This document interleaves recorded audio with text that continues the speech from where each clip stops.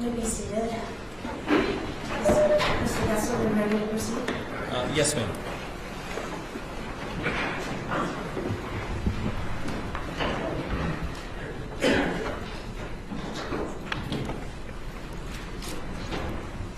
Can we just dive into it, Your Honor? Yeah, just dive in. Okay. So, Dr. Simi, I'm going to start with some exhibits here, and I'm going to talk about sort of intentionality and interpretation. So that's sort of what this. Sorry, can you speak a little louder? I'm going to talk about intentionality. Yes, ma'am.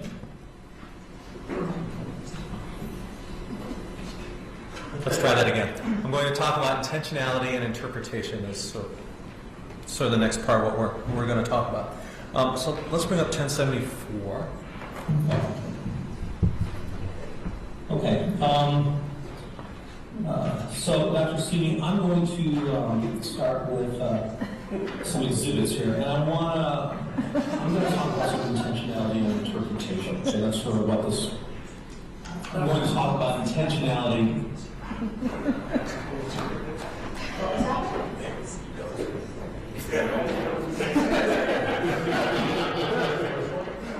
we get that monitor on there?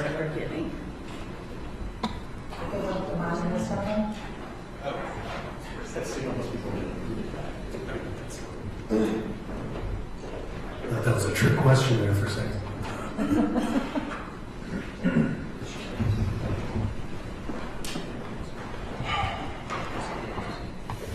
Okay. So can we play just for the first 5 speakers on this video, please?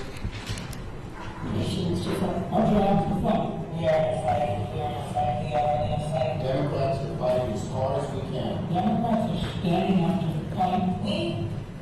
So you heard a number of speakers use the term fight, correct? That's correct.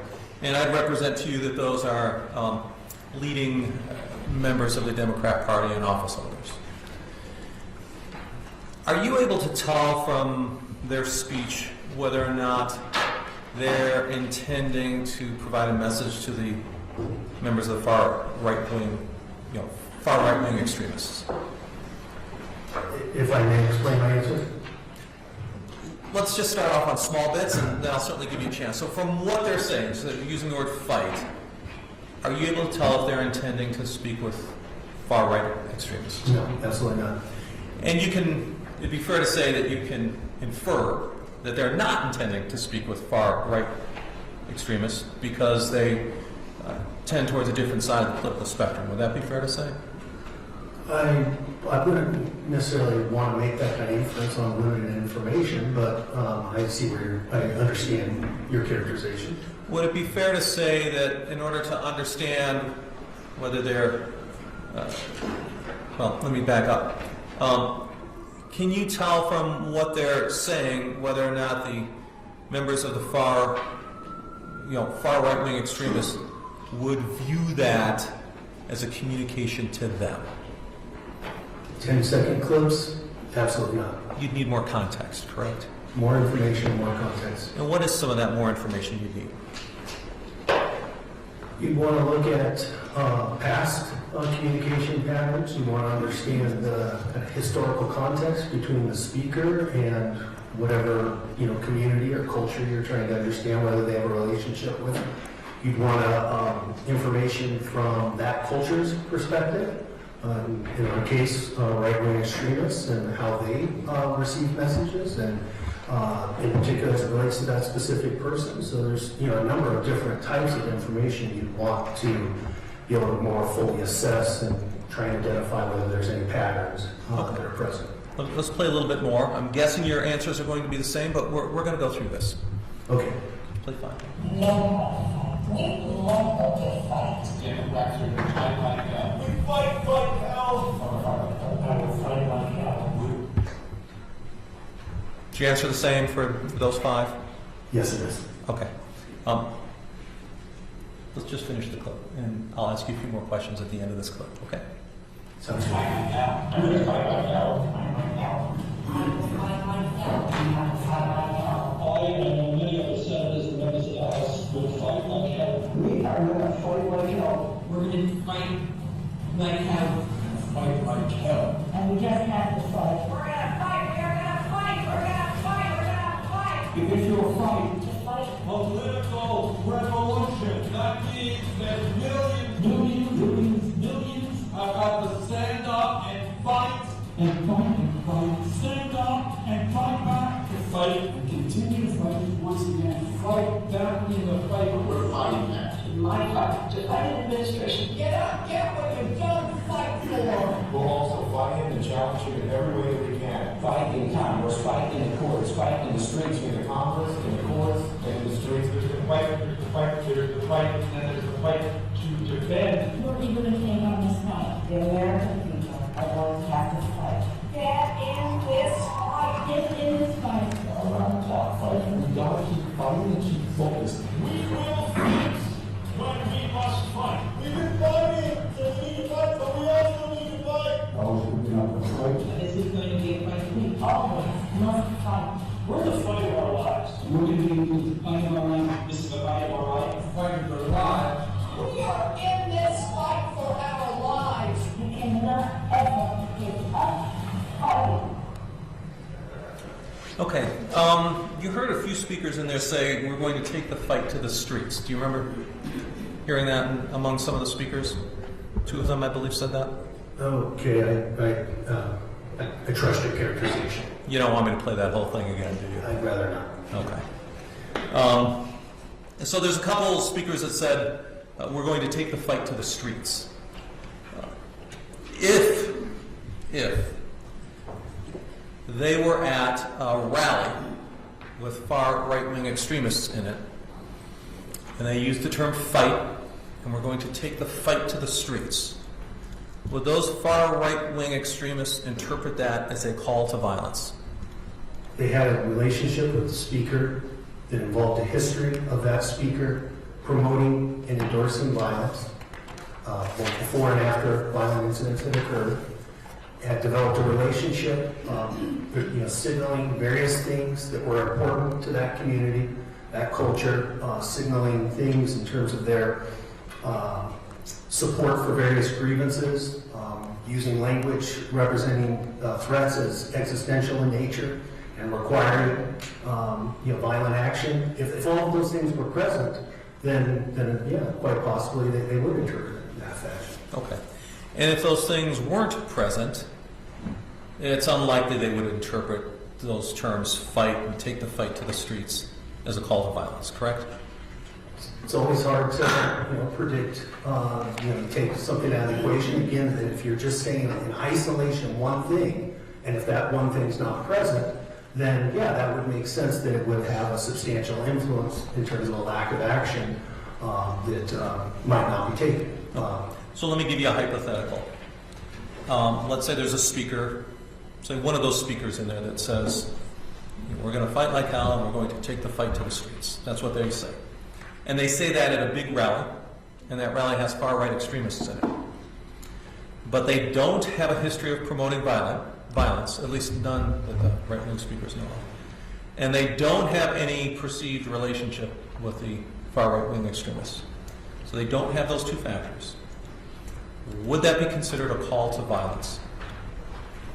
What are the other contextual factors present? And that would make a big difference too. So again, some of these hypotheticals, when they're asked without enough information, it's hard for me to answer that question. It would depend on what's the context of that speech that's being given. Why were they saying certain things? What was it related to?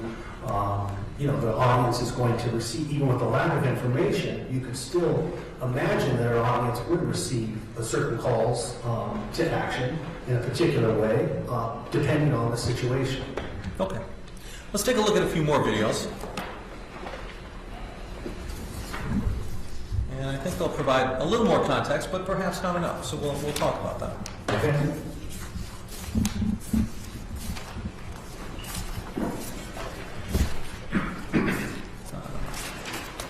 Exhibit 1046, please.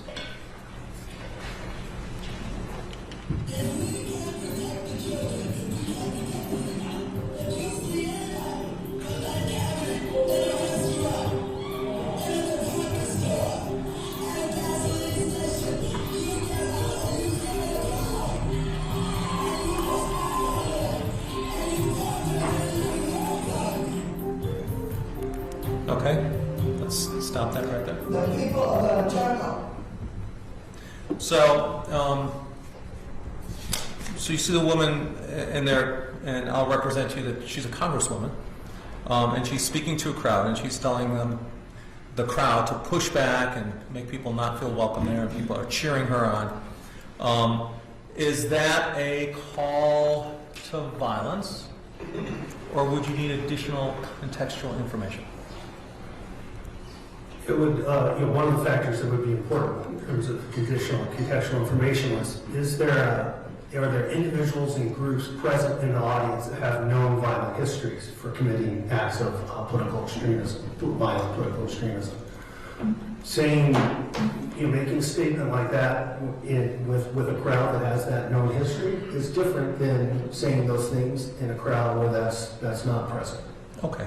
So, this is Congressman Waters. She may or may not know if people have that history, or who have that history in that crowd. Okay.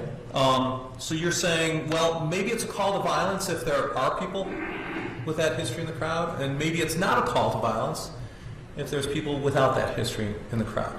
Is that a fair characterization? That would be one aspect. We're only talking about one aspect, though. So what other aspects would I need? Well, I would go back to what we just discussed, which is the history in terms of relationship between the speaker and members of the audience. Okay, great. Let's go. Let's look at number 147.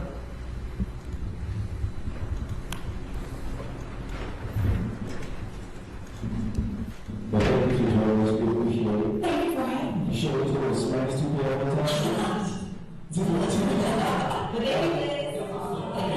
Yeah, so the city president, Mr. Warren. 2020 presidential candidate Elizabeth Warren. Okay. So they're joking about smacking people there, and she's laughing at it. Does that give you enough context to know whether or not that would be perceived as an endorsement of or a call to violence? No, it really doesn't. I mean, again, it's a fairly short clip.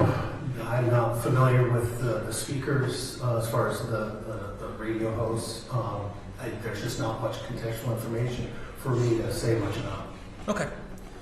Let's look at number 1048, please.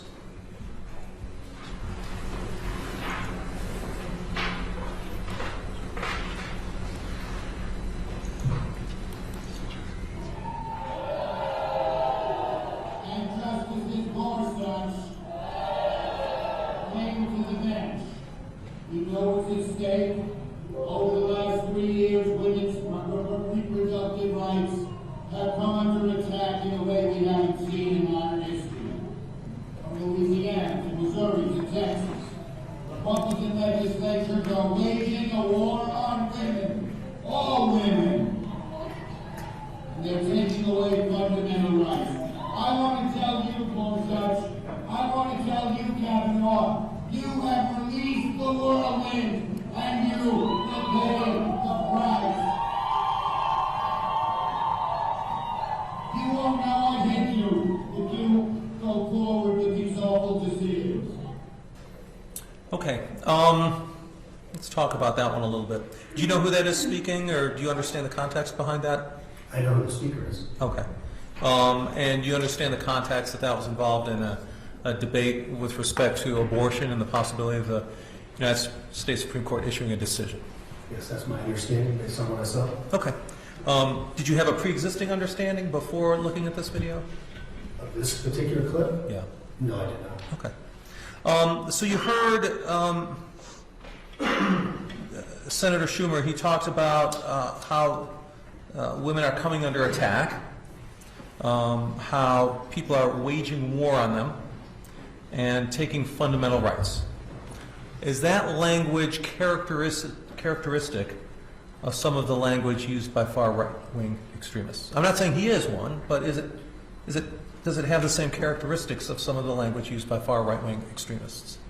One of the things I would want to know more about in order to more fully answer your question would be the history of the speaker's use of the term war, and whether there's evidence, basically, that would suggest that the speaker really believes that a literal war is taking place and that some type of action is required, or whether the speaker is using a more kind of figurative type of term in terms of war. So without that information, then it's really hard to assess kind of how the speaker is using that term more. Okay. Does the speaker using the phrase, "we're coming under attack," does that create a sense of self-defense does that create a sense of self-defense among the listeners? It could. Again, how the history of the speaker's use of the terms and their understanding of the terms, how they've used it in the past, whether they've used it in the past, these would all be important, kind of, again, contextual factors to look at. So you can't really tell just looking at the words. I don't think there's a social scientist in the world that would say you can take just words at face value. Context is always important, whether we're talking about violence or otherwise. Okay. Let's take a look at clip 1054, please. I have not wanted to get into, you notice in the national press, talking about Trump's behavior, his personal behavior. But what he says he did is a textbook definition of sexual assault. And when we think about this, there's more than that. He said, because I'm famous, because I'm a star, because I'm a billionaire, I can do things other people can't. What a disgusting assertion for anyone to make. The press always asks me, don't I wish I were debating him? Don't I wish we were in high school I could take him behind the gym? That's what I wish. Okay. When I believe he was President Joe Biden. He may have not been president yet at that clip. But at the time, I'll call him President Joe Biden, although I don't know the time, out of respect. At the time he made that comment, could or would that have been interpreted by far right-wing extremists as they call the violence? Well, let me just first say that I think one of the contextual factors in looking at that statement is he said, "I wish I were in high school." So that I think is an important aspect of the statement in terms of understanding. Would far-right So extremism... let me interrupt you a second. Couldn't him saying, "I wish you were in high school," be treated as a case of plausible deniability, almost like a joke to mask his violent tendencies? That is possible. Again, with more Okay. context, we can make a better determination. So it would require context to understand whether he's engaged in, is that doublespeak or front-back behavior? Double speak. Doublespeak. But front and backstage would have other application. Okay. So we would need context to understand whether one of those two methods of communication were to apply. Yeah, I hate to sound like a broken record. We'd want to know whether there was a relationship between Joe Biden and far-right extremists such that there had been a pattern developed where you would have far-right extremists who would understand certain things in a certain way based on the speaker's words. Okay, great. I'm not going to subject you to any more of these types of videos, so thank you very much for that. Let me move on. I want to go to the, there's a demonstrative exhibit picture you used, picture number 4, if I remember correctly. Do you remember looking at that? Yes, I do. Okay. I want you to look at that picture on the left. Okay. I'm guessing, and I'm wondering if this is your opinion as well, that those are two people fighting? Does that look like two people fighting? When you say two people, you're referring to, on my left, a person in a kind of light blue-colored shirt that's holding the flag that appears to be as a weapon, using it as a weapon. And the person in the green, correct? And the person in the green. Okay. To me, it appears that the person with the blue is getting ready to, I guess you might say, stab the person in the green with the flagpole. Okay. And the person, well, let's look at those people. So the person in the blue has a helmet, right? Yes, that's correct. And the person in the green has a gas mask on. It appears to be, yes. Yeah, so it looks as though maybe they both prepared for violence. Would that be fair to say? I think that's fair. Okay. And the person in the blue, and I see what you're saying. It looks as though that person's preparing to stab, but I had wondered, it'd be fair to, it could be that that person in the blue had just, was pulling the flag away from the person in the green trying to grab it. The person in the green's their arms are outstretched, right? Yeah, it appears that way. Okay, so it could be that they're, and I don't know if it is, but they could be trying to pull it away from the person in the green. That's a fair interpretation of that photo, isn't it? That's fair in this particular photo. I will say that. Well, let's just stick with the photo. I'll let you explain. I'm not going to entirely cut you off. Sure. And it could be that the person in the blue is preparing to try and stab the person in the green, or hit the person in the green with that flagpole, and the person in the green is sort of reaching out to defend themselves. Could that be the case? Yes. That could be the case. And it could be maybe that the person in the green has swung that flagpole and the person in the blue caught it and the person in the green just released it. That could be an interpretation. That could have been what happened. Yeah, it could be. Yeah. So from that photo, we're not really sure who's the instigator of the violence, whether it's the person in the green or the person in the blue, right? That's correct. Okay. And from what I could tell, just looking at the attire, I mean, the person in the blue, I didn't, see any like a 1776 emblem or Betsy Ross that we had talked about that would necessarily indicate that that person in the blue was or is a member of a far right-wing extreme group. I mean, is there some attire that, it looks like it's a woman. I mean, it's she, long hair. It looks as though that in the back. I could be wrong. But you'd agree with me, there's nothing in that person's attire that signifies them as a far right-wing extremist. Other than the fact that they attended Unite the Right rally, which was attended by far right extremists. Right. That's fair. Yeah.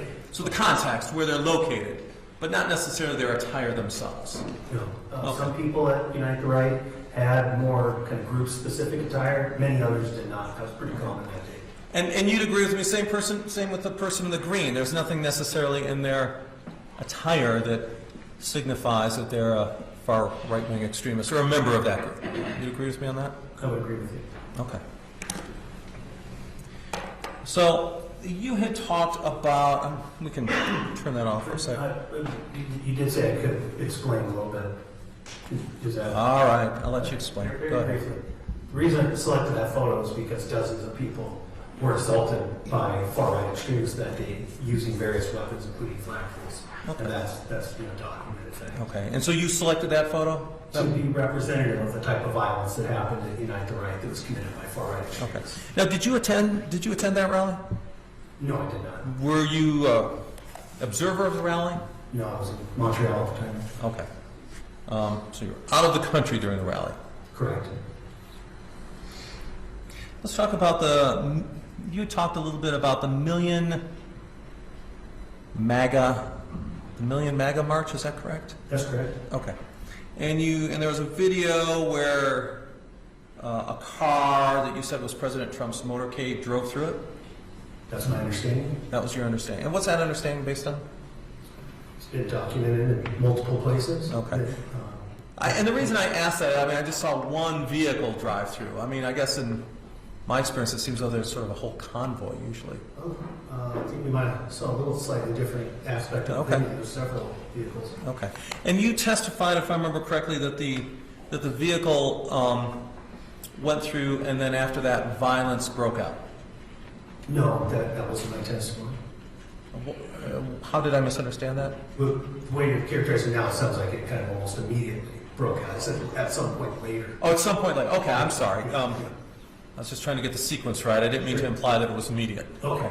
So the vehicle drove through, people cheered it, and then at some point later, violence broke out. Correct. Okay. And did you attend that event? No, I did not. Okay. Now, you also, there was a tweet in which President Trump said that Antifa, I think he called them scum, but he said Antifa attacked and they were driven off. and then later other people attacked. Do you remember that tweet? I do. Okay. And I remember your testimony very clearly because I tend to do a fair amount of writing. I mean, that's all that lawyers produce is words and hot air. And so I'm always sort of keenly attuned to the passive tense. Okay. And you said that after President Trump's motorcade drove through, sometime later, it turned violent. Were you there to witness who instigated violence? I was not present at that event. Okay. Is it your testimony that members of far-right extremists started attacking people? It's my testimony that members of far-right extremist groups like the Proud Boys committed acts of violence that night. Okay. Is it your testimony that they were defending themselves from an attack from Antifa? It's my testimony that President Trump framed it that way in the tweet. Okay. But we don't, at this point, at this point, where you are now, you don't know who may have started the violence. My understanding is that certainly some of the members of the Proud Boys instigated the violence. So there were arrests made and so forth. So. And what's that understanding based on? Public documents. And I guess the reason I'm asking is I didn't see a public document in your expert report that would indicate who caused any of that violence.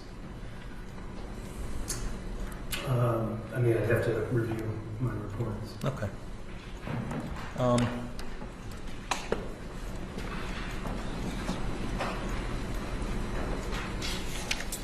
Let's talk about that Million MAGA march.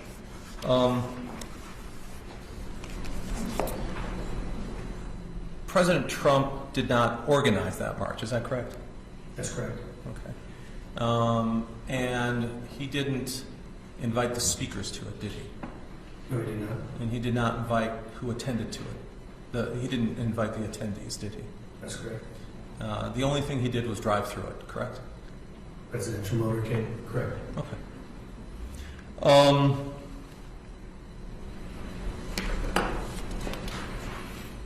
Let me ask you another question. So there was another video, I think it's number 73. I'm just going to play a portion of it to remind you. I'm not quite even sure how to describe it. All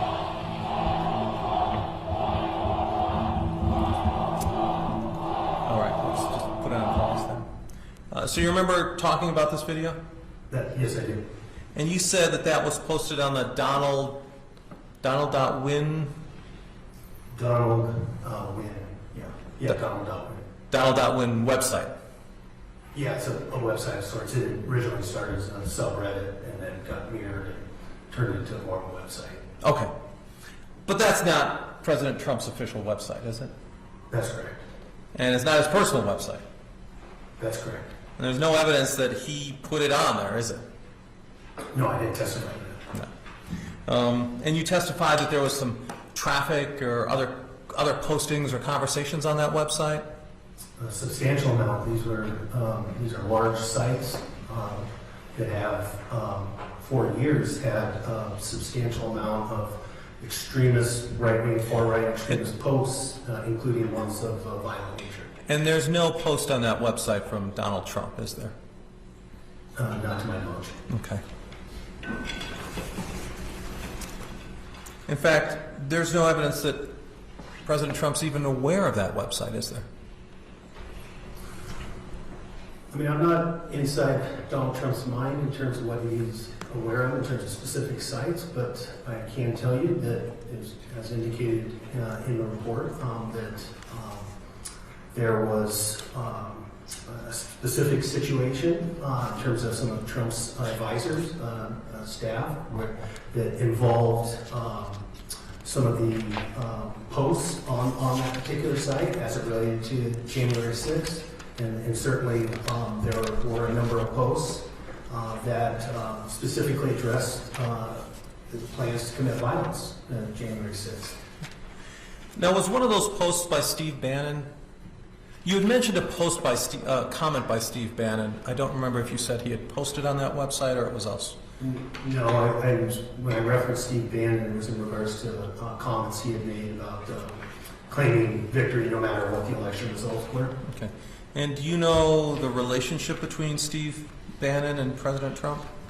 I know he served initially as his primary campaign manager, and then after Donald Trump was elected president, he served as a White House advisor. Okay. And that they're, at least according to Steve Bannon, have maintained communication. So Steve Bannon claims that he's maintained communication with President Trump. I've heard in the public record him make statements in regards to that. Okay. Would it surprise you if to learn that President Trump had fired Steve Bannon? No, I recall that. Okay. And do you recall President Trump saying Steve Bannon has nothing to do with me or my presidency? When he was fired, he not only lost his job, he lost his mind. Do you remember President Trump saying that? I do recall that. Okay. So you remember President Trump disavowing Steve Bannon, correct? Yes, correct. Okay.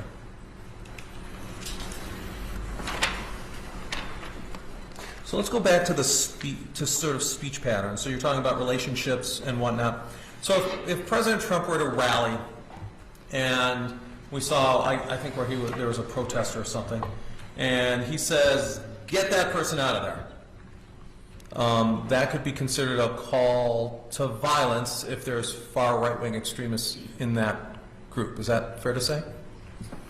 Yeah, especially if it's part of a pattern and it involves after the fact endorsements. Okay.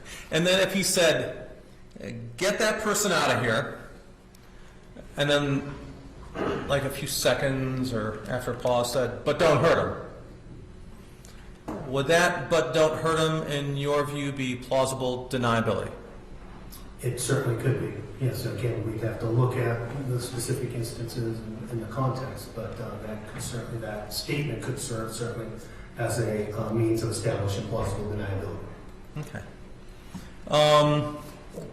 And so I'm going to give you a well, let me ask you. So let's say President Trump said, "Get that person out of here, but don't hurt him." And then members of the crowd push that person out and rough them up a bit, injure them a little bit, somewhat. Would that change your opinion? I'm sorry, can you? Would that, in your view, if President Trump said, "Get that person out of here," and then shortly after said, "But don't hurt him," Right. and members of the crowd interpreted that to get the person out, to physically, forcibly remove that person, Including assaulting the person. and that person was hurt, injured. So by means of assault. by means of those, yeah, exactly what those people did. Okay. Would you view President Trump's comments as a call to violence? I would view, well, so that's quite good. The previous question was about plausible deniability. I understand. I'll first ask you, would you view that as a call to violence? Within context, if there's a pattern established, if there's been endorsements for violence after the fact, then certainly that would fit that pattern. Okay. And then if he said, "But don't hurt him," would that be an example of plausible deniability? If there was an after-the-fact endorsement of the violence that occurred, then certainly that would give credence to interpreting the statement that you just mentioned as an effort to create plausible deniability. Okay. But I'm not going to give you that part of the hypothetical. I'm just going to say that President Trump said, "Get him out of here," and then said, "But don't hurt him." And that there was a crowd, and the crowd in fact reacted, at least some members of that crowd, reacted with violence. They forcibly put that person out there. Okay?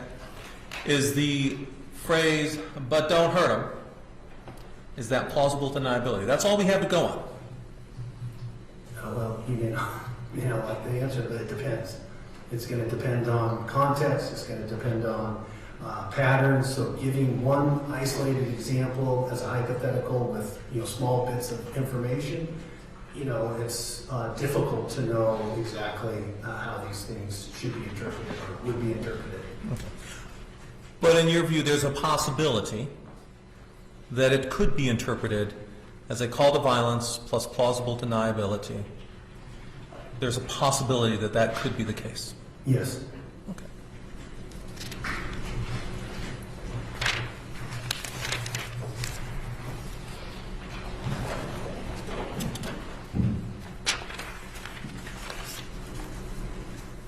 Okay, and so I want to draw your attention to January 6th, or the events leading up to and surrounding January 6th. So you testified about a number of tweets, and one of the tweets that you testified was President Trump tweeting, "Come to January 6th, we'll be wild." You remember that? Yes, I do. Okay. And when I say come to January 6th, I'm paraphrasing that. But he was trying to drum up support, and the last part he said, "We'll be wild," right? That's correct. Okay. Was that phrase, "will be wild," a call to violence? By itself? Is that what you're asking? I'm giving you the tweet. I can bring it up again if you want. Not necessary. Okay. Was that tweet in and of itself a call to violence? It was, for far-right extremists, they wouldn't understand it in and of itself. They would understand it within the context of a pattern in that respect. Certainly it was interpreted that way, as a call to violence. Okay.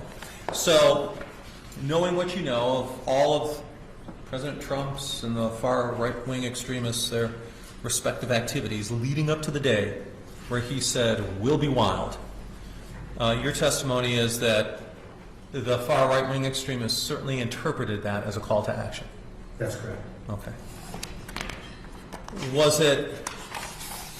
Do you have evidence that it was President Trump's intention to call them to action?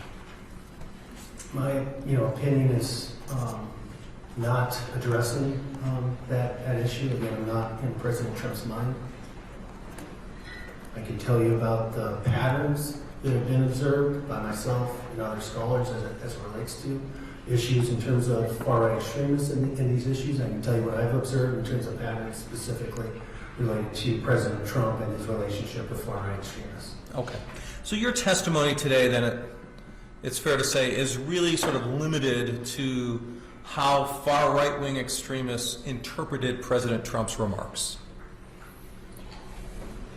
It's referencing that, but it's also certainly part of observing a pattern. It's not just observing what far-right extremists do, but also what the speaker, the sender of the message is doing too. And so that's part of the pattern. The pattern's not just the far-right extremists and their response, but also the messages that are being sent, the things that are being done, the acts that are taken, the words that are spoken. All of that's part of the pattern as well.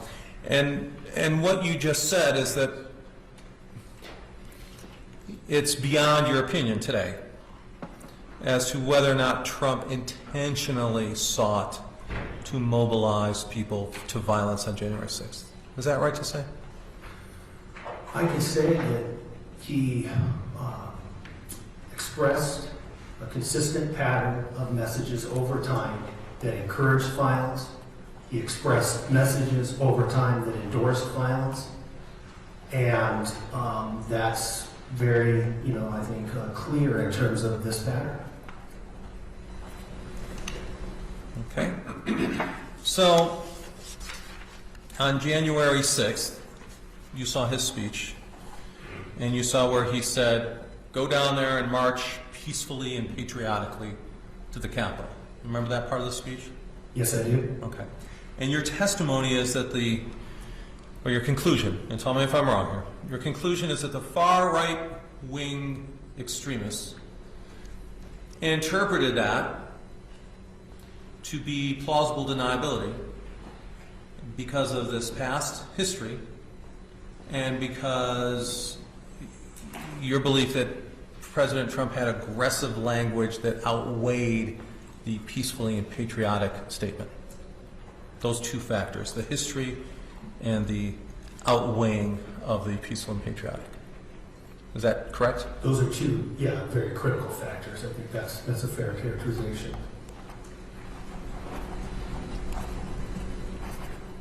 And the aggressive language had to do with going down there and fighting and that type of phrase.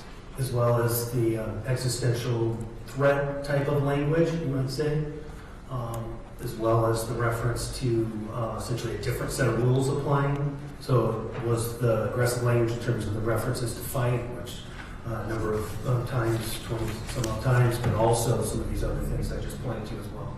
Okay. But at the end of the day, you don't, I mean, like you said, you don't know what was actually going through President Trump's head. Not in President Trump's mind. Okay.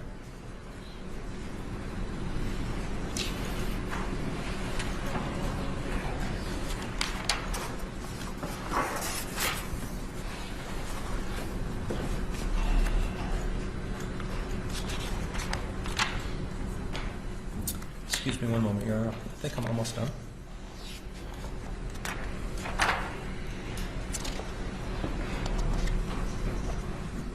Oh, one other question about plausible deniability. If I heard you correctly, so if one of the characteristics, be fair to say, of plausible deniability is that the speaker only makes that denying statement once. And it's a different matter if the speaker makes that denying statement multiple times in a speech. That could make a difference. This is all contextual, so it would depend on overall statement, what portion the specific efforts at plausible deniability kind of consisted of.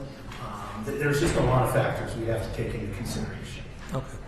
So it'd probably be fair to sum up your testimony as saying, look, when someone makes certain comments or speeches, to understand the impact of that speech, you need to understand not just the words that are used, but the contextual factors, of which there can be many.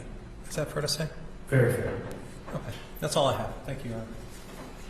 Any report?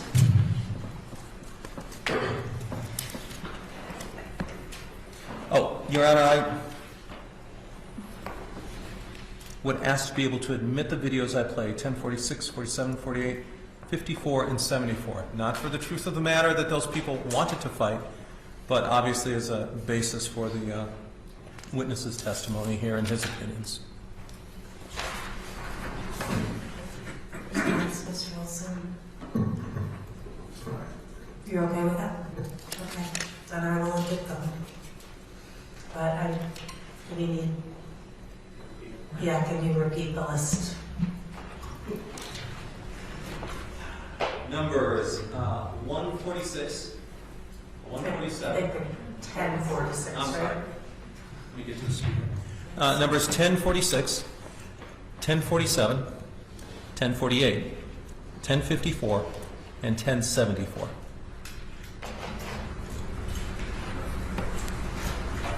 Thank you. Thank you.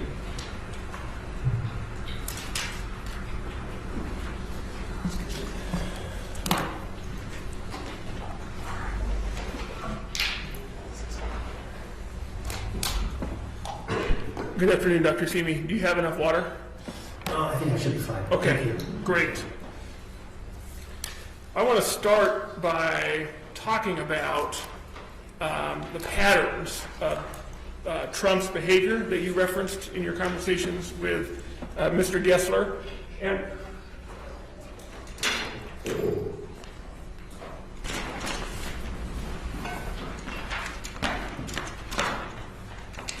to help us keep track, I want to put some on the flip chart here. Can you see that, or need to scoot it over a little bit further for you to be able to see it? I think I should be able to see it. Some of it's blocked a little bit. All right, well, let's That's perfect. set it there.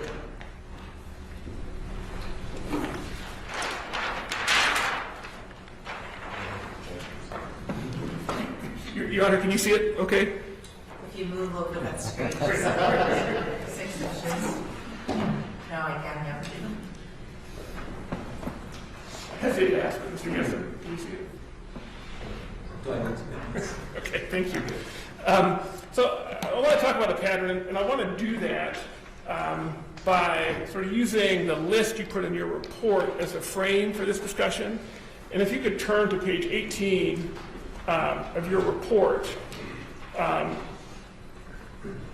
I have it here, and we're not going to sort of read everything here, but I want to bring up some of the sources you cite for this pattern in your report and talk about them one by one. And you see here in this we see at the bottom, it's November 2015. I think we've talked about that already, right? We showed that video. Yes, that's correct. Okay, I can show it if you want. That'd be helpful. And I don't need to see it again. Okay, but this is the one where we saw both Trump told them to get the protester the hell out of there, and then the next day he said, well, maybe the protester should have been roughed up, right? That's correct. Okay, so would this be a data point in your pattern? Most definitely. Okay, so I'm going to put here 2015, and to help us remember, I'm just going to put a couple of phrases from each incident, if we could. What would you use as like a 2 or 3 word phrase? Roughed up. Roughed up, okay.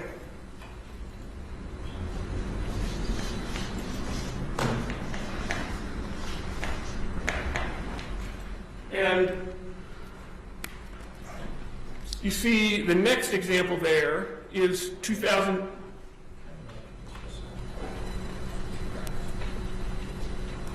This is a different version of what we have. This is the revised report. All right, we'll double check. Okay. Sorry.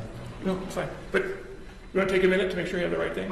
Why don't you just keep, we'll look like Okay. there's a problem. Great, thank you. The next example you give is February 2016. You see that? Yes, I do. And then at the bottom is a footnote, and this is dangerous to do, but you see the footnote says, knock the crap out of tomato throwers, and there's a link to Washington Post. Yes, I see that. All right, well, let's watch that video and see what Trump says. In case you see, the security guys, we have wonderful security guys, they said, Mr. Trump, there may be somebody with tomatoes in the audience. So if you see somebody getting ready to throw a tomato, knock the crap out of them, or you seriously. Okay? Let's knock that out. I promise you, I will pay for the legal fees, I promise. I promise. There won't be so much, because the courts agree with us, too, what's going on in this country. Okay. Is this another example in your pattern of Trump's calling for violence in the speeches? Yes, absolutely. Okay. What phrase should we use to remember this one by? Well, I don't know. Knock the crap. Okay. And this was 2016, correct? Correct. February.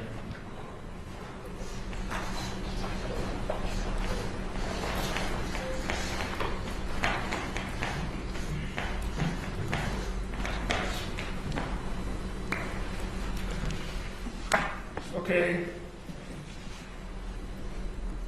And if we look back at your report,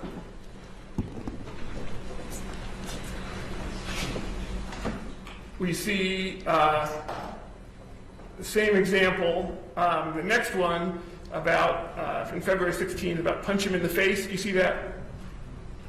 And you see a footnote 74, there's a YouTube link there. Yes, I see that. All right, well, let's watch that YouTube link. Look, see, he's smiling. See, he's having a good time. I love the old days, you know?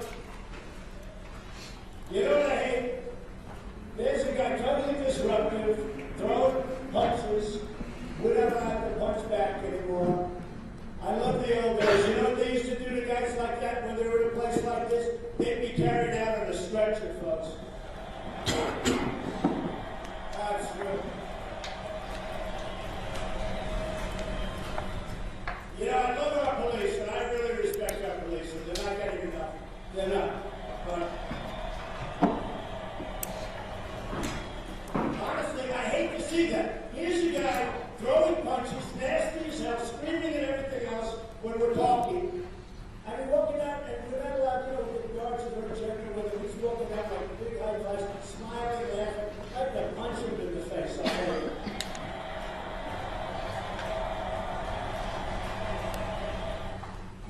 The quickest way from a million hits.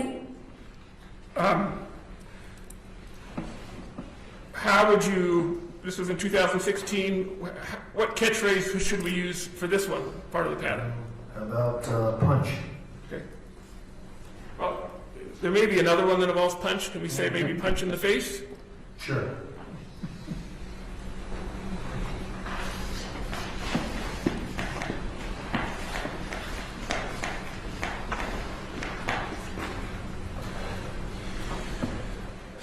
Now, if we go back to your report, we see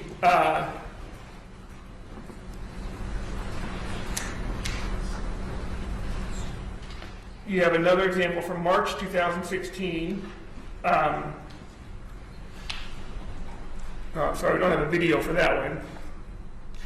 So let's go to the next page, page 20. I'm sorry, I'm jumping ahead of myself. I have my notes, one from 2000. Oh, here we go. From October 2018. You see that one? Yes, I do. All right, and that is a New York Times link, right? In the footnote? Yes, it is. All right, well, let's look and see what that link says. Let's play the video. Well, Real quick, you finally answer it. Your Honor, I thought I got rid of all the ads. I apologize. Give me 7 seconds. Your Honor, we want to see all the ads. We've all been there waiting for the ads. And by the way, never wrestle him. You understand? No. Any guy that can do a body slam is my guy.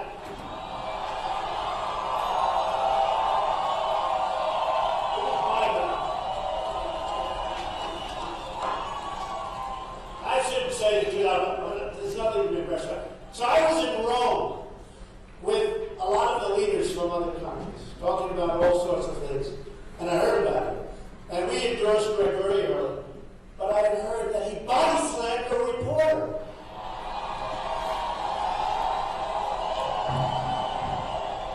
And he was way up. And he was way up, and I said, oh, this was like the day of the election, or just before. And I said, oh, this is terrible, he's going to lose the election. Then I said, well, wait a minute, I know Montana pretty well. I think it might help him, and it did. Is this another example of the work that you reviewed in your report about Donald Trump's pattern of praising political violence? Yes, it is. Okay. What I love seeing intrinsics. the risk of doing it live? What should we use for that catchphrase? Body slam? Great.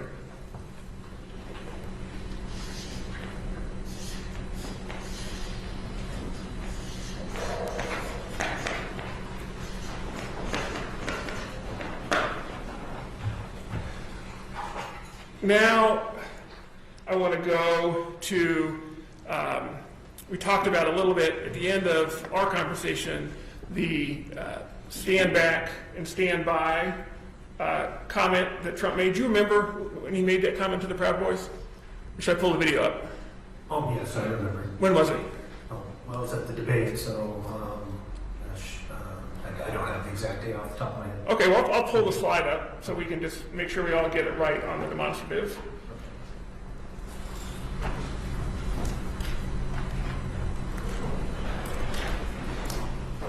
Does seeing the slide help you remember when the stand back, stand by comment was made? Yes, it does. Okay. September 29th. Okay. Do you need to see the video or are we good? No, I don't. Okay.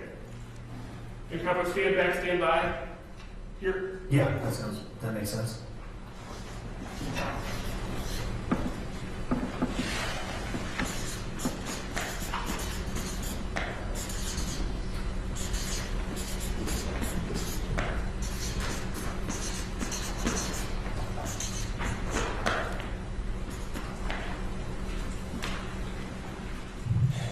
And then another event in 2020 that we talked about on Direct, but I want to provide some more context based on the conversation that you had with Mr. Gessler about what we can infer from Trump's patterns. We played a short excerpt of this video. You remember that with your thing? Yes, I do. And I'd like to play the whole video, but before I do that, can you just remind us again what was important about Trump's response to the statement by the Georgia election worker to stop calling for violence? What was important about Trump's response? Well, I would say two things. One, there's an omission of any kind of clear condemnation to threats of violence or acts of violence. And there's a doubling down as it relates to the very specific issue that's being referenced in terms of what's inspiring people to threaten the lives of election workers and election officials. Okay. Well, I'm going to play the full exhibit. It's admitted, Your Honor. It's P126. And thanks for bearing with me while we switch back between programs.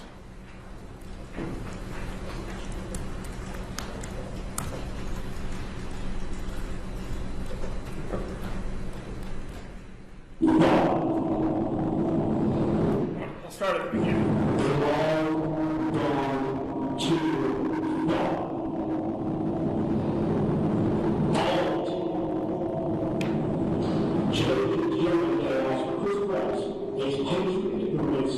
To be shot. It's running something tech in Webb County today has death threats and abuse for affidavit out for treason because he's transferring a report on batches from EMS to a county computer to read it. It has to stop. Mr. President, you will not condemn his actions or his language. Senators, you do not condemn his language or his actions. This has to stop. We need you to step up, and if you're taking a position of leadership, show some. My boss, Senator Raffensperger, his address is out there. They've got people doing carry-ins around their house. They've got people come onto their property. Trisha, his wife, for 40 years, is getting sexualized threats through her cell phone. It has to stop. This is elections. This is the backbone of democracy. And all of you who have not said a damn word are complicit in this. I can't begin to explain the level of anger I have right now over this. If every American, every Georgian, Republican and Democrat alike should have that same level of anger. Mr. President, it looks like you likely lost the state of Georgia. We're investigating. There's always a possibility that you have the rights to go to the courts. What you don't have the ability to do, and you need to step up and say this, is stop inspiring people to commit potential acts of violence. Someone's going to get hurt, someone's going to get shot, someone's going to get killed. And it's not right.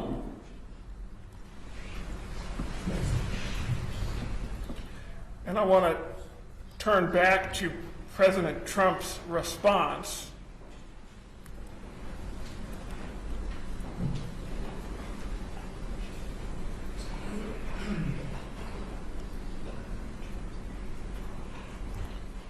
And on the right-hand side of the screen, that's what we see.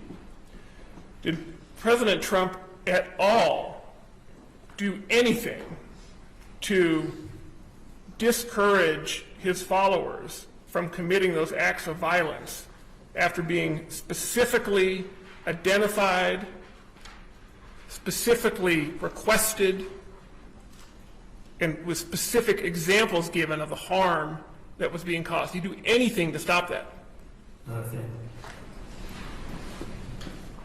I know you're not a mind reader, but is it consistent with someone who wants their followers to behave peacefully to give this response to a specific request for help? Not at all. I want to put this example on our chart, and our chart so far focuses on words that Trump has used. So what word, what catchphrase should we use for this Mr. Sterling plea for help and Trump's response? Maybe help. Maybe help. Well, again, I want to focus on Trump, what we have here. So what language? No condemnation. No condemnation. Okay.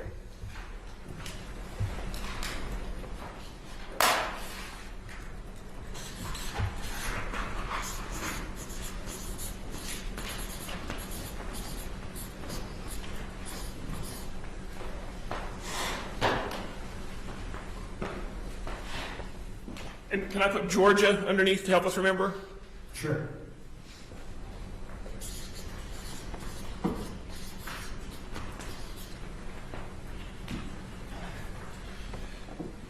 And the last thing I'd like to talk about on this demonstrative is the ellipse speech on January 2021. And in your conversation with Mr. Gessler, I noticed it, I'm sure it was a mistake or a paraphrase by his part, but he said that Mr. Trump said in that speech to go march peacefully. Did he say those words or did he say something different? It was something different. Okay. Was it a command at all? It was not a command. Okay. No. I can play the speech. You remember exactly more what it was? We can play the speech if it's helpful. If it's possible to Yeah, play we can do that. specific part of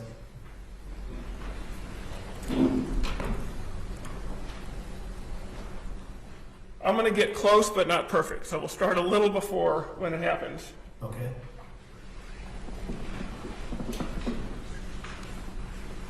We will never give up, we will never concede, it doesn't, we will Oh, never give up, we will never concede, it doesn't happen. You don't concede when there's death involved.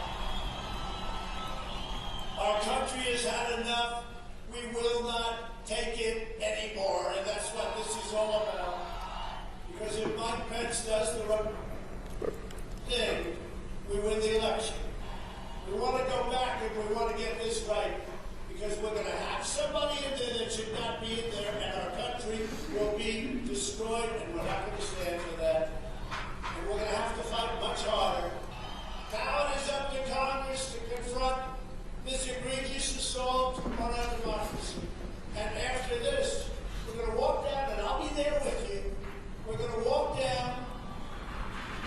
We're going to walk down anyone you want, but I think right here we're going to walk down to the Capitol, because you'll never take back our country with weakness. You have to show strength, and you have to be strong. I know that everyone here will soon be marching over to the Capitol building to peacefully and patriotically make your voices heard. So, was that a command? Not in my opinion. Okay. And how did that differ from the language that Trump used at the speech at 417 that afternoon? The speech at 417 in the video would be much more consistent with commands. Why is that? Because they were directives. They were very specific directives in terms of going home, and they were repeated multiple times. Now, I want to make sure we don't forget to put the ellipse speech on this demonstrative. What catchphrase should we use for the ellipse speech? Ellipse speech? Okay.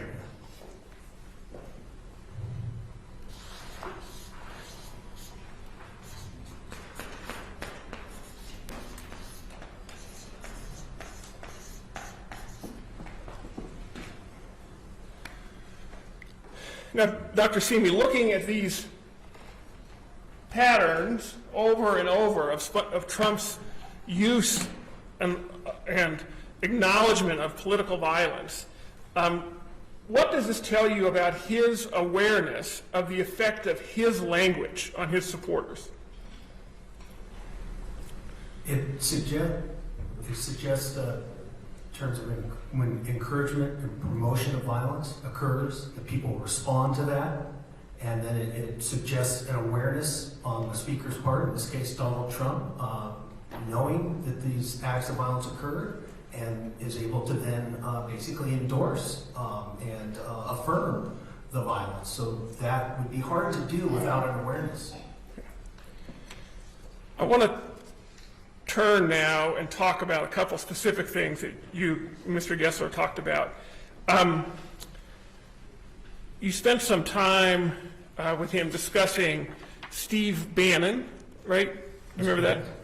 And as part of that conversation, you or he referenced sort of a plan to declare victory before the election. Do you remember that part of the conversation? Yes, I do. Okay, I'd like to play that clip now, and this is, Jan, this is not admitted evidence, I want to have it used as demonstrative purposes to give more context to the conversation that he had with Mr. Gessler.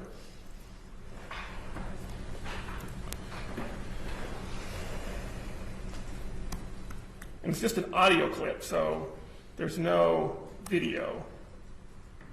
Trump's going to do it because he's declare victory, right? He's going to declare victory. But that doesn't mean he's going to. He's just going to say he's going to. Well, I guess we have half of a video there. But Dr. Simi, what kind of relationship did Steve Bannon have with right-wing extremists? Very close one. And Mr. Gessler mentioned that Mr. Bannon was fired at some point by President Trump. But didn't President Trump pardon Steve Bannon? That's my understanding. And you talked about this fight for Trump. Oh, sorry. I know what's happening. My apologies. Trying to do too much at one time. I apologize. You see the fight for Trump on the screen? Yes, I do. Okay. And Mr. Gessler, I asked you a bunch of questions about the Donald.win and how Donald Trump didn't have anything to do with that. Remember that? I do remember that. Yes. Okay. But who tweeted this video to all of their followers? Donald Trump. And I want to talk, and this will be my last series of questions, about one more subject after this, about Trump's personal relationships with other leaders of right-wing extremism. Do you know who Roger Stone is? You talk about him in your report. Yes, I do. Okay. Who is Roger Stone? He's a longtime advisor for Donald Trump.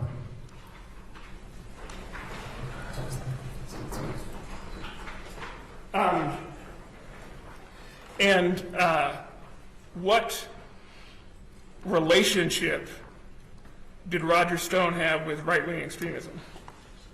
Very close one. Had been associated with the Proud Boys for some number of years prior to the Capitol attack. Had a relationship with the Oath Keepers, using them as security. And you said he was a close advisor of President Trump? That's my understanding. Okay. Was Roger Stone in D.C. around January 6th? That's my understanding. Was he in D.C. with the Proud Boys around January 6th? Proud Boys and Oath Keepers. And then, lastly, you mentioned we saw some speeches from Alex Jones about 1776. And you talked about who he is. I want to talk about Alex Jones' relationship with President Trump. Did President Trump appear on Alex Jones' radio show shortly after he announced his candidacy? Yes, he did. Okay. And have they had other connections over time? Yes, they have. Okay. And did Alex Jones, we saw speeches of him speaking. You know, I have two objections on this. One is this is, you questioning. Second, this is far beyond the cross. Far beyond. It seems like Stone is beyond the cross. Okay. I was just, there was an effort to distance Mr. Trump from these right-wing extremist leaders, and I was putting that effort that Mr. Gessler made in context, that they're very tight relationships. So that's what I was attempting to do, but that was my last question. I'm happy to move on. Okay. So objection sustained. And then lastly, you spent a fair bit of time with Mr. Gessler talking about the fine people on both sides comment that Mr. Trump made. Yes, that's right. And he showed you the video of the earlier speech from the White House. That's right. And seemed to make it seem somewhat incredible that people would focus on just one snippet from those series of speeches that Trump made about fine people on both sides. Yes. Well, how do you know that far-right extremists responded so strongly to Donald Trump's statement of find people on both sides? That's the research, that's the data collection, the interviews, the archival materials provides us with ample evidence from their own mouths talking about how they interpreted that comment about find people. Can you give us, I know you talk about it in your report, but can you give us a couple examples, just offhand, of the kind of material you're relying on? Yeah, I think I might have mentioned this earlier, but David Duke, David Duke, who was present at Unite the Right rally, was one of the featured speakers that they didn't end up speaking, but Richard Spencer was one of the key organizers to Unite the Right, and again, Andrew England, all three of them were very public in their thanking of Donald Trump for those comments. And certainly those are just three examples, but there were certainly many other, not so high profile folks that were also expressing similar sentiments in terms of interpreting that message in that fashion. Thank you, Dr. Simi. That's all the questions I have, but just one housekeeping matter, Your Honor. I'd like to admit those videos of President Trump speaking that I pulled up online, because we talked about them. They're not on the exhibit list. They were responsive to Cross. Oh, they are on the exhibit list. Well, so then I have exhibit numbers. It's exhibit P51 is the knock the crap out video. Exhibit P52 is, my colleague used a different catchphrase than I did, so we'll figure it out. Come back to that one. Exhibit P57 is the body slam video. And I will quickly figure out which of the other two are here, and we can admit it at a break. Okay. But right now, P51 and P57, we move for admission. And 52, 51, 52, 57. Yes. Sorry, thank you, yes. And then, yes. No. Okay, they're omitted.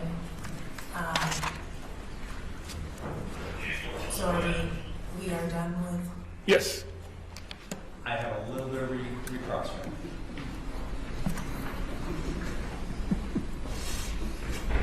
It will be very short because I generally don't allow recross of all of the stress. Thank you for your help. Sorry, Professor Simi. No problem. Look at it this way, Professor Simi, you're getting more experience on the stand and just for your own development there, huh? Okay, just a couple questions. So the sources, I want to talk about the sources that you went to. How did you choose, what was your process for choosing those sources? Can you ask the question again?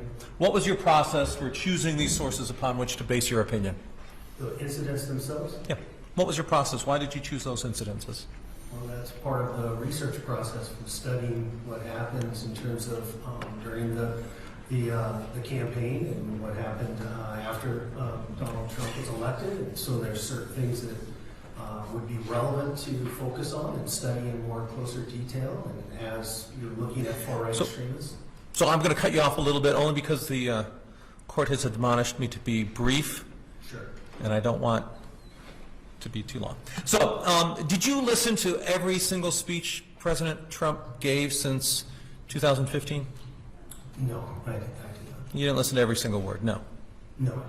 So there may have been lots of parts of those, lots of things he said outside of your scope of review that perhaps endorsed violence. There could have been, right? You say there were additional examples? No, I'm asking, you don't know whether there were. That's fair. And you don't know whether there was stuff outside of these examples that you didn't look at that where he was advocating peacefulness. You just don't know. That's fair. In fact, I can guarantee you that when you have a pattern, there will be exceptions to the pattern. Right. No pattern is ever 100%. So you're familiar with the term selection bias, right? Of course. Okay. So the only way to truly get a representative of President Trump's speech would be to listen to all of it and take a representative sample out, correct?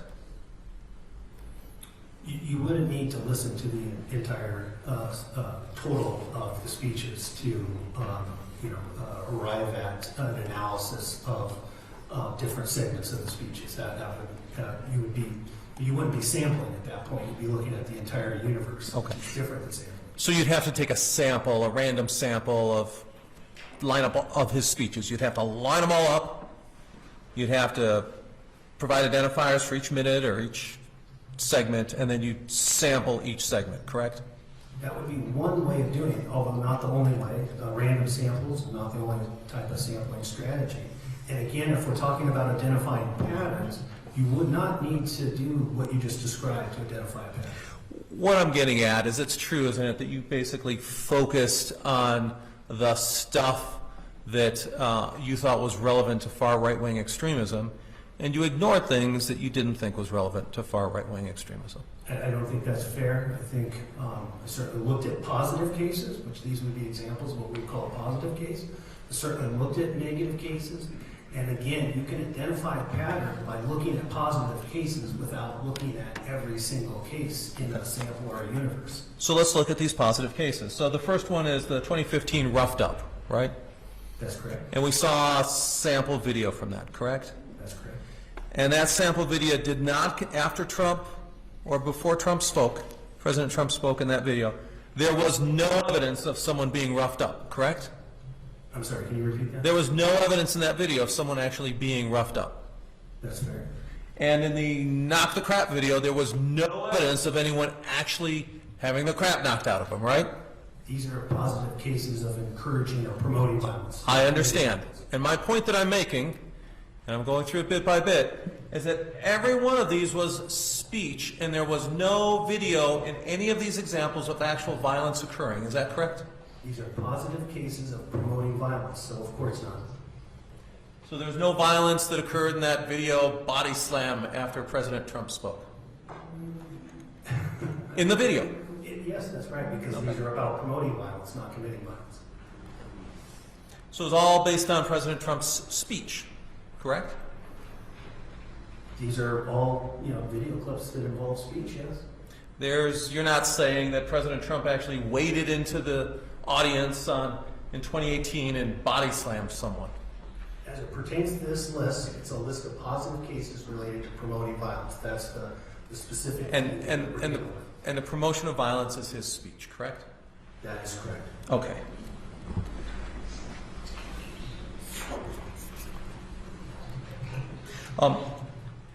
That's all I have, Your Honor.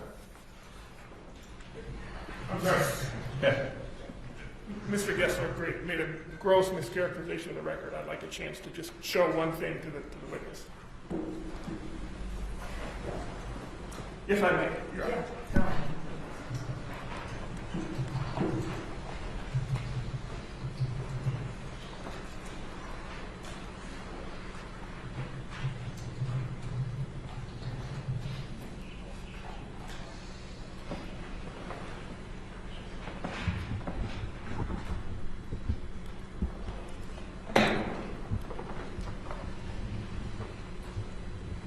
Apologies, Mike.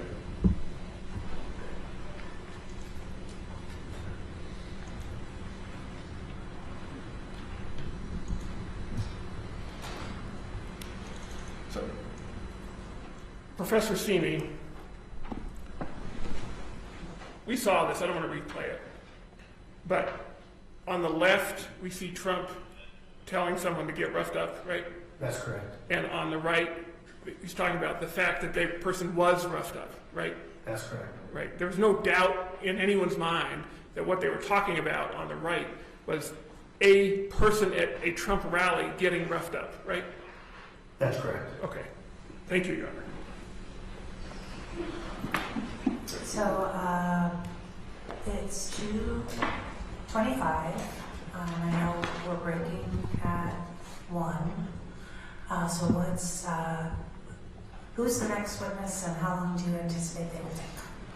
It's Professor Banks, Your Honor. Okay, so he was going to be a short one. Relatively short. Okay, so it sounds like we can for sure get through him. Depending on the process, yeah. Yes. Okay. Were you planning on then having another witness start, or do you think we're in a position that we don't need to use up all the time? I don't think we need to use up all the time, Your Honor. We could have a witness start, but I think it would make more sense to have the witness start fresh tomorrow. Are they here? Are they here? They are here. Okay. It's Professor Magdiaco, the next witness. Okay. Do we need a bathroom break? Okay, I'm getting nods. So let's start. Is it Mr. Banks? Professor Banks. Professor Banks. Let's start with Professor Banks probably at 2:40, and we'll see how quickly it goes before we decide whether to start the second Magliuca after that. But we will stop before we go this.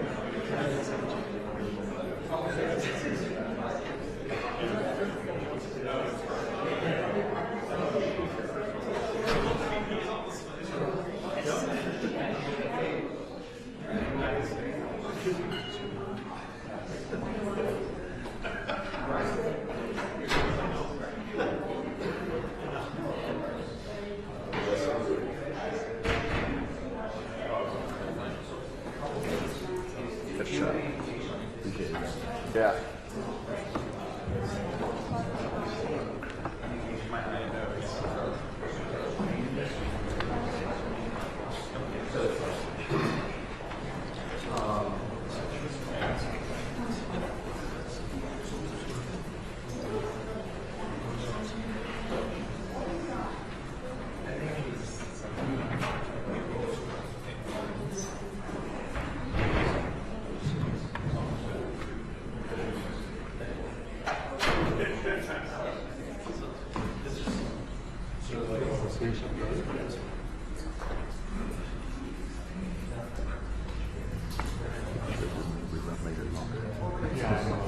Well, you won't benefit you, but